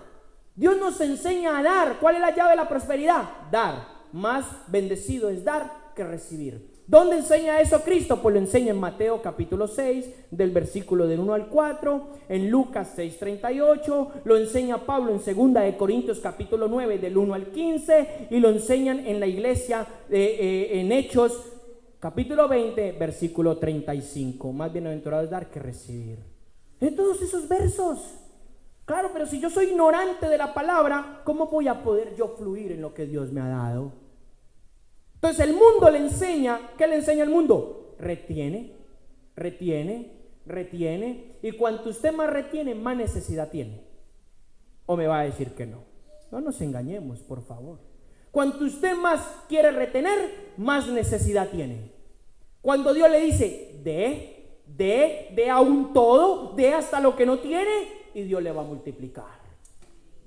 Y multitudinarios milagros en la escritura de personas que lo dieron todo, no tenían nada más que un poquito, lo dieron todo, y el Señor les multiplicaba la provisión. ¿Por qué? Porque Dios quiere enseñarnos a que nosotros no dependemos del euro, nosotros dependemos de nuestro Padre que está en los cielos. El euro no puede decirme a mí a dónde puedo ir yo, qué me puedo comprar, qué me puedo vestir, qué me puedo comer. No, Señor. El único que va a decidir eso es Dios, no el euro. Eso es el sistema monetario corrupto de esta Unión Europea concretamente. Es Dios que me tiene que decir a mí qué me compro, qué no me compro, dónde voy o dónde no voy. ¿Me entiende? Tenemos que vencer esas áreas. Por eso Dios nos ha dado una llave de prosperidad. Vuelvo y digo, ¿qué son llaves? Autoridad para poder poseer el reino de Dios en distintos ámbitos de nuestra vida y áreas de nuestra vida. La llave esta me encanta, es la más grande. La número 8, la llave del amor. La llave del amor. El amor es el don más grande e incomparable en el reino de Dios. Más grande, no hay nada más grande que esto, ni echar fuera demonios, ni profetizar, ni el don de milagros, ni el don de sanidades. No hay nada más grande que el amor de Cristo. No lo hay. ¿Dónde dice eso, hermano? Juan 15:13. No hay mejor amor que entregar su vida por los amigos. Fíjese lo que dice. 1 Corintios 13:13 dice, la fe es buena, pero lo más grande de todo el amor. Primera de Corintios 13:13. Juan 17:26. Primera de Juan 4:8. Dios es amor.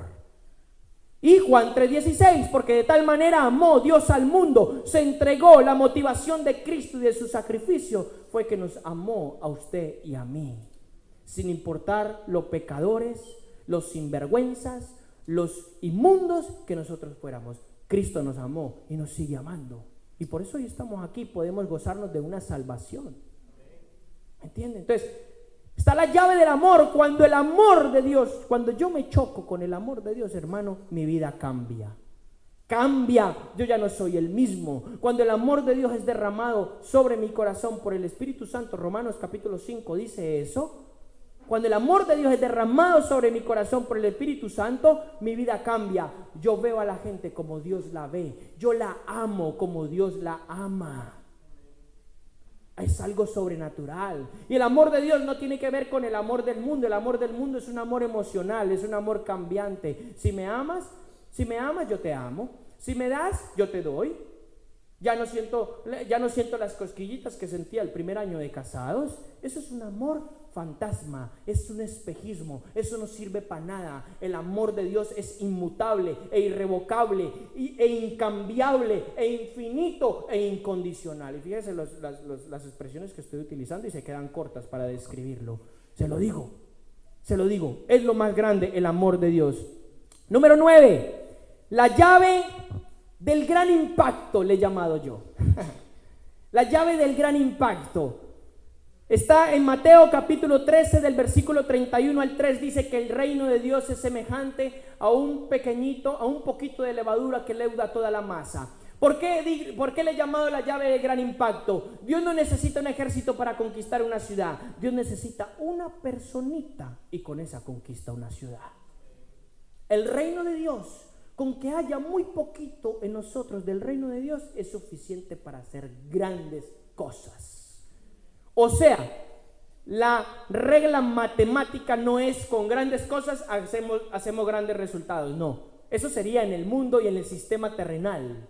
Pero en el reino de Dios es con algo muy pequeño e insignificante, yo hago grandes cosas.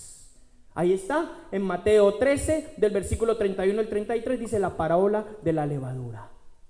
Y la otra parábola. Y dice, el reino de Dios es semejante a esto. Yo le llamo la llave del gran impacto.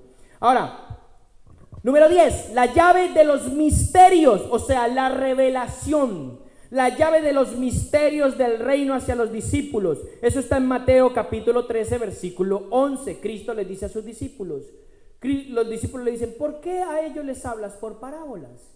Y él les dice, porque a ellos no se les ha dado de conocer el reino. Mas a vosotros os he dado de conocer los misterios del reino. Por eso es que le estamos predicando de revelación, porque somos discípulos, tenemos una llave que nos da revelación, y la revelación nos establece en lugares de gobierno y en lugares del reino de Dios.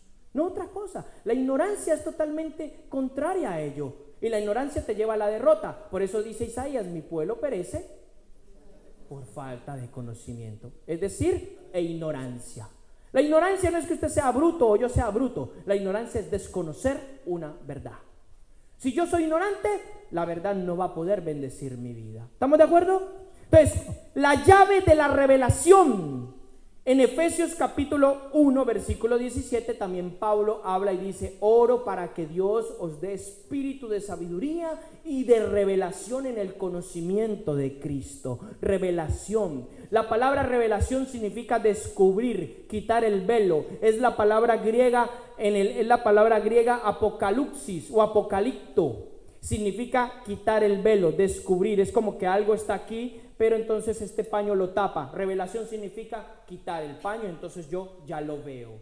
Entonces, ¿por qué mucha gente no ve los diseños, los misterios y las llaves del reino de Dios en la palabra? Porque tienen un velo, porque están cegados, no ven. Es más, voy a ir más allá, porque no son discípulos de Cristo. ¿Quién dijo que leer la palabra y levantar mis manos y cantar 4 canciones me hacía discípulo de Cristo? ¿Quién dijo eso? Eso lo dijo la religión y lo dijeron por allí. Pero la palabra de Dios dice que el discípulo es el que oye las palabras de Cristo y las hace. El discípulo es el que muere a su propia vida y es discípulo de Cristo. O sea, hay unos requisitos muy importantes que debemos de cumplir para ser discípulo. No, hermano, esto no me lo han enseñado. Pues hermano, déjeme decirle que es así. No hay otra cosa.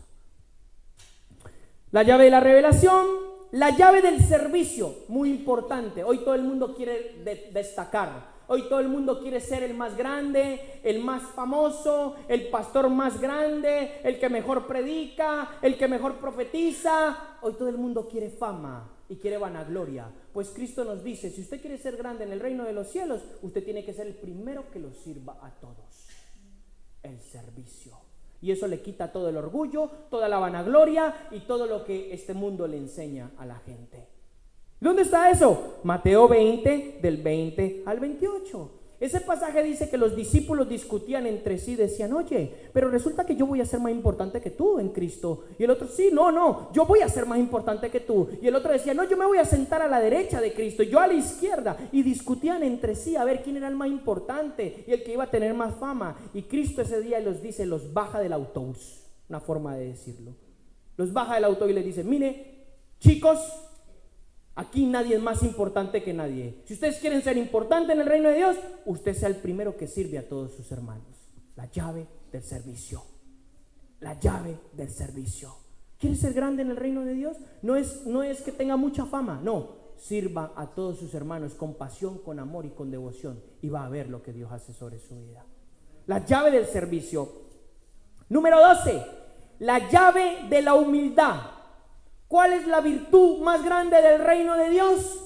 La humildad. ¿Dónde está eso? Mateo 18 del 1 al 4. Si yo no soy humilde, yo no puedo entrar al reino de Dios. Si yo no soy humilde, no puedo ver el reino de Dios.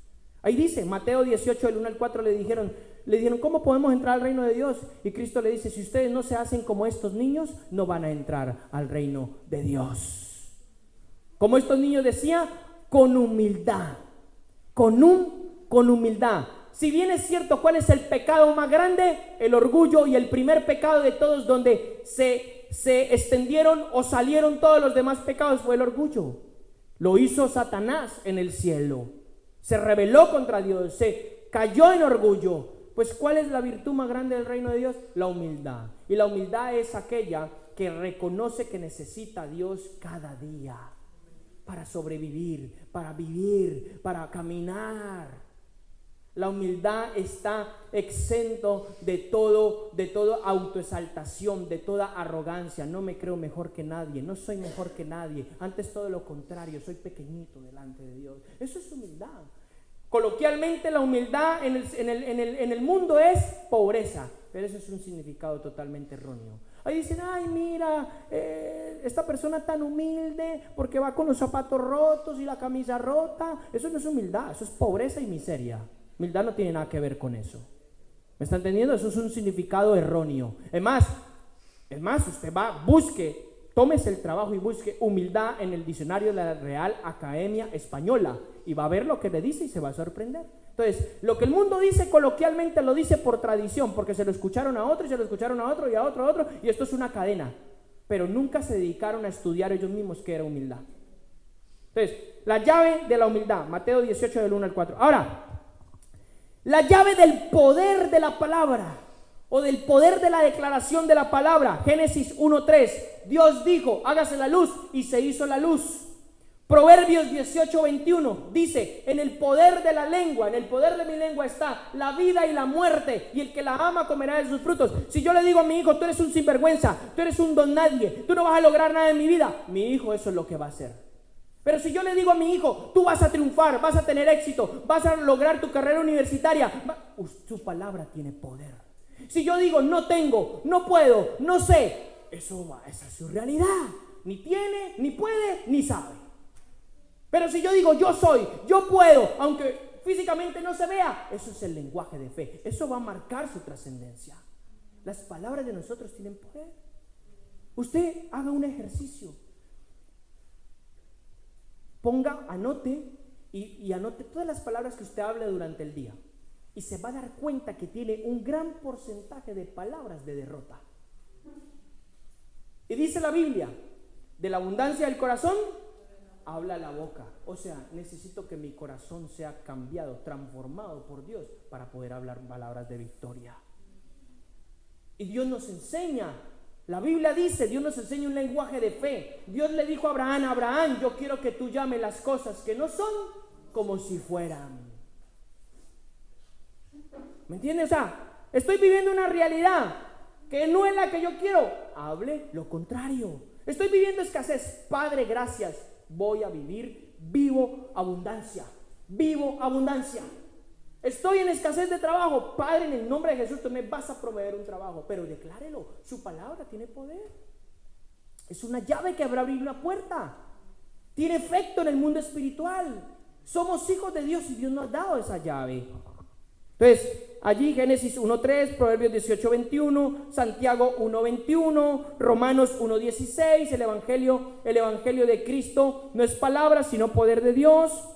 Juan 6:63, las palabras que yo os hablo son espíritu y son vida.